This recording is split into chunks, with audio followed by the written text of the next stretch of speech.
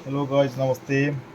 यो ल्यापटप डेलको 3500 गाइस। यो ल्यापटप धेरै मार्केटमा धेरै बिकेको छ कि अत्याधिक धेरै बिकेको सेकेन्ड थर्ड जेनको ल्यापटप फोर्थ फाइभ जेनको ल्यापटप हो यो ल्यापटप यति धेरै बिकेको छ कि यति समस्या यति धेरै आउँछ यस ल्यापटपमा होइन। म्याक्सिमम् 4 छ यस ल्यापटप समस्या। अनि 4 समस्या अब ऱ्याम भन्छौँ, ऱ्याम पुसेर लगायो के गरेर लगायो हुँदैन अनि प्रोब्लम पाइ गर्छ। त्यस पछाडि हामीले अब टेस्ट गर्दै गयौँ यसको।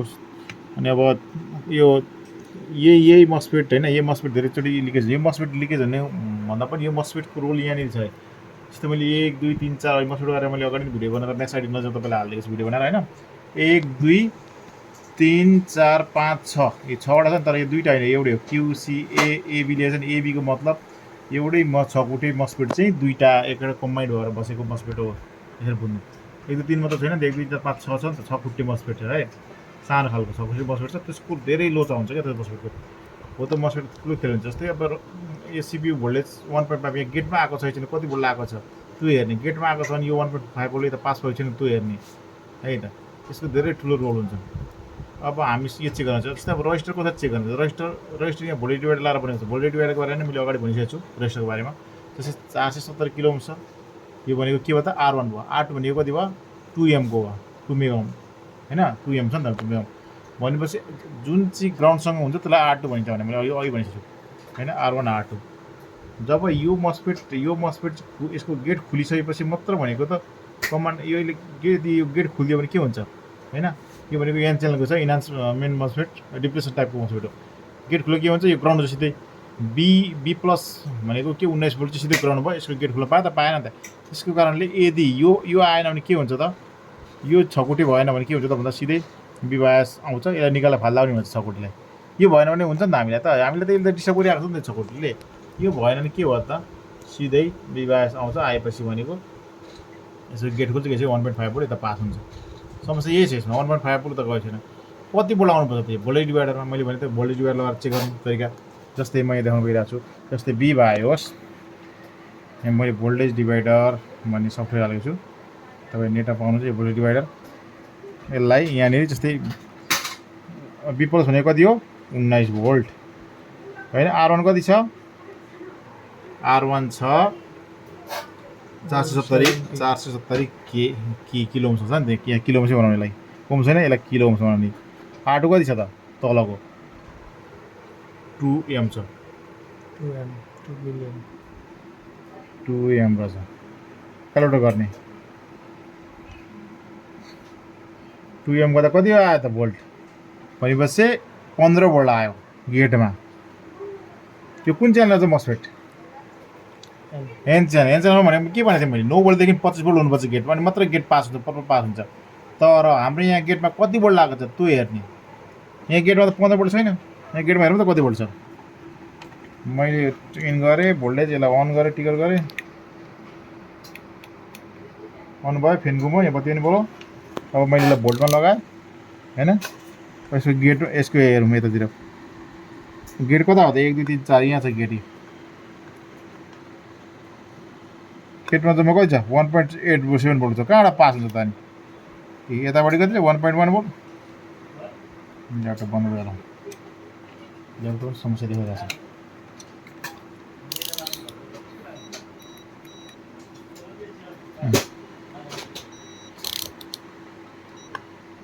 यतापट्टि 1.5 भोल्ट छ, यतापट्टि 0 भोल्ट छ। यही यसलाई नै हाम्रो ट्युटरले सल्भ गराएर देखाइदियो भने नि यतापट्टि 1.5 भोल्ट हाम्रो यो 4 वाला प्रब्लम सल्भ हुन्छ। किन हामीलाई 1.5 भोल्ट चाहिएको नि त, सायद 5 बिघा आउँछ यति गरी हेरौँ है त।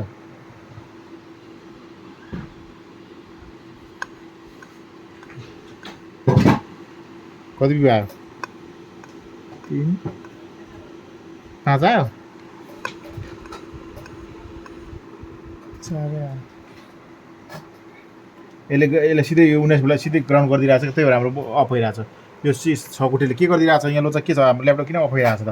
यो छ हाम्रो ल्यापटप किन अफ भइरहेको छ भने यो 6 खुट्टेमा लिकेज छ। 6 खुट्टे मस्फेट मैले भनेको थिएँ नि, यहाँ 1 2 3 4 5 6 खुट्टे यहाँ चाहिँ यो मस्फेट, यो कम्बाइन्डवाला मस्फेट हो। यो मस्फेट हो, यो QC7 हो कि नि, यहाँ QC7 छ छैन, A QC7B छ है।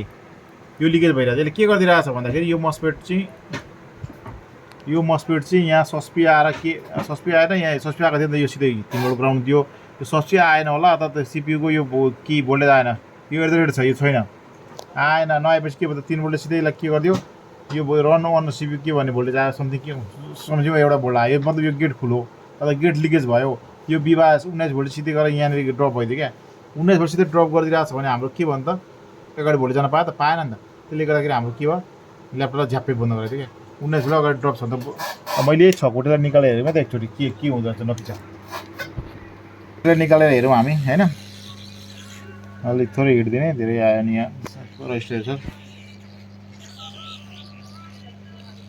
यो निकाल्दा हाम्रो गेट खुल्छ कि खुल्दैन यहाँबाट थाहा हुन्छ क्या,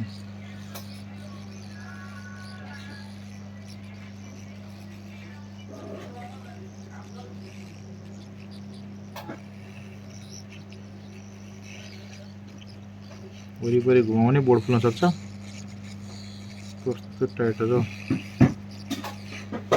धेरै हिट दिनु हुँदैन, बोर्ड फुल्न सक्छ, यस्तो अवस्थामा हल्का पेस्ट अलिक बढी लाउने,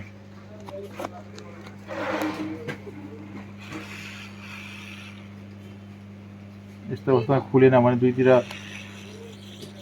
आइरन लाएर पनि राङ लाएर पनि उकाउन सक्छ, यहाँनिर राखेँ एकछिनलाई, किनभने यसको टाउको भरे उल्टा सुल्टा देखिँदैन, यसको गेट कता हो भन्ने चिन्न सकिँदैन, त्यसले गर्दाखेरि यसलाई सेफ्टी ठाउँमा राख्नु पर्यो, नघुमोस् भनेर होइन, मैले यहाँनिर राखेँ नघुमोस् भनेर, किनभने यसको 1 नम्बर कता, यहाँ त 1 नम्बर चिनी चाहिँ उताडि छ उयो, अब यसको चाहिँ कता हो चिन्न गाह्रो पर्छ क्या, मसिना चाहिँ छ नि त, त्यसले गर्दा चिना गर्छ, अब हेरौँ है त के हुँदो भोल्टेजतिर, हेरौँ है त, अहिले डाइरेक्ट अफ थियो ल्यापटप, झ्याप्प अफ हुन्छ हुँदैन, किनभने 19 भोल्टको लाइन सिधैलाई 19 भोल्टलाई सिधै ग्राउन्ड गरिदिरहेको थियो त्यसले,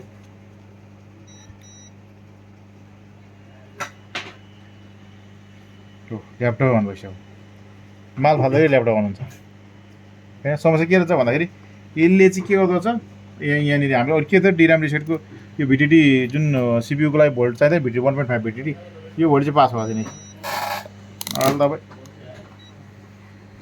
1.5 भोल्ट 1.5 पास पनि के गरेको रहेछ त्यो मस्फेटले, नहुँदा नि हुँदो रहेछ त, सेफ्टी लगाएर आयो क्या, के गर्दो रहेछ यसले, मैले भनिनँ यो बी प्लस बायस भन्नेलाई बी प्लस चाहिँ भोल्टलाई के गर्दो रहेछ, यो भोल्ट यहाँबाट आएर यसलाई सिधै ग्राउन्ड गरिदिएछ, ड्रप गरिदिएछ क्या, यो ग्राउन्ड भएपछि यहाँबाट चाहिँ हाम्रो रन अन सिपियु भन्ने भोल्टेज चाहिँ 1.5 को लागि चाहिँ भोल्टेज यसरी भोल्टेज चाहिँ बन्नलाई पुग्यो त, जुन कति भोल्ट बन्छ भने मैले भोल्टेज डिभाइड गर्दाखेरि देखाएको थिएँ हो 15 भोल्ट बन्नु पऱ्यो, त्यो भोल्ट चाहिँ बन्दैन थियो, जम्मा 1.5 कति भोल्ट बन्थ्यो, अब यो 15 भोल्ट सकिन्छ नि त यहाँ हेर्ने, गेटमा चेक गरौँ त, 14.8 छ भनेको 15 हो नि उहाँहरू उसमा गेटमा, यति भोल्ट चाहिन्छ, किनभने एनचेनल मसुट हो नि त, एनचेनल मसुटलाई 9 भोल्टदेखि 25 भोल्ट चाहिन्छ, 9 भोल्ट तल आयो भने गेट खुल्यो त, खुलेन नि त, त्यहाँ थियो त अहिले कति थियो 2.5 समथिङ भोल्ट आएको थियो, त्यसको त गेट खुलेन नि त, यो नआउँदैन हुन्छ, यो कामै देखिन, के काम देख्यो त्यही,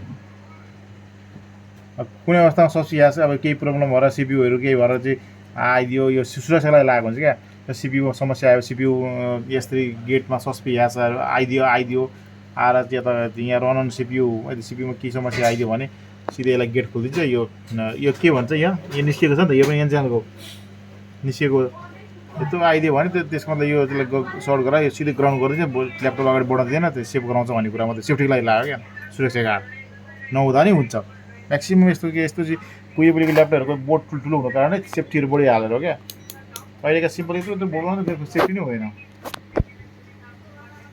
ल्यापटप भन्नुभयो, अब यो डिसी मेसिनमा हाल्दा पनि ल्यापटप बन्द थियो क्या, हेर अब डिसी मेसिनमा ल्यापटप बन्छ त ज्याप बन्द भइरहेको थियो, किन बन्द भइरहेको थियो बुझ्यौ नि, किन भएको थियो भने किन भन्दाखेरि हाम्रो 19 भोल्टको लागि सिधै ग्राउन्ड गरिदिरहेको बन्द भइहाल्छ नि,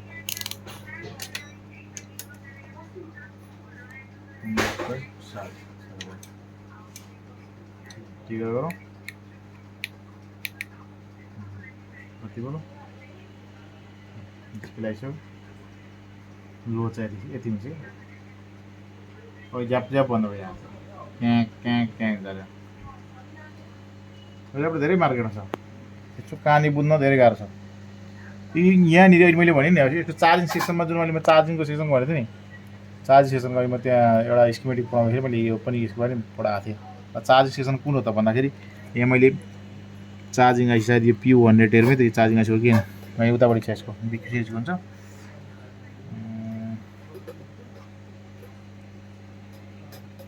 चार्जिङ भनेको कति लास्टबाट हेर्ने होइन, लास्टबाट हेर्दै जाने भने जस्तै मैले लास्टै छ अहिले यसरी हेर्दै यसरी सार्दै जाने।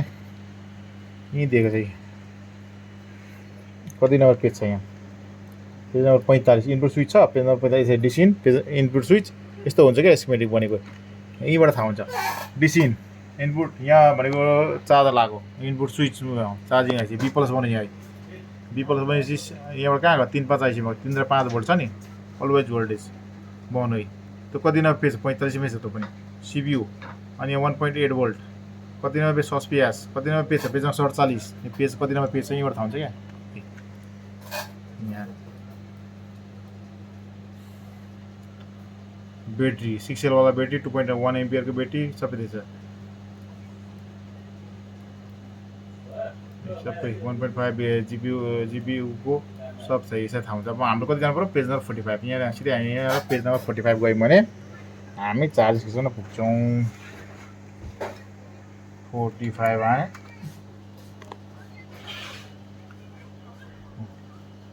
हो डिसी जाको है डिसी ज्याक बिन भनौँ यहाँनिर बिन यहाँबाट आयो PSID को लाइन हो यहाँ यो आरटिसी हो चिन्ह यस्तो हुन्छ ओके B+ एकैचोटि यो B+ भनेको बिन भनेको यहाँ B+ आयो त्यो B+ भनेको नि त्यही बिन हो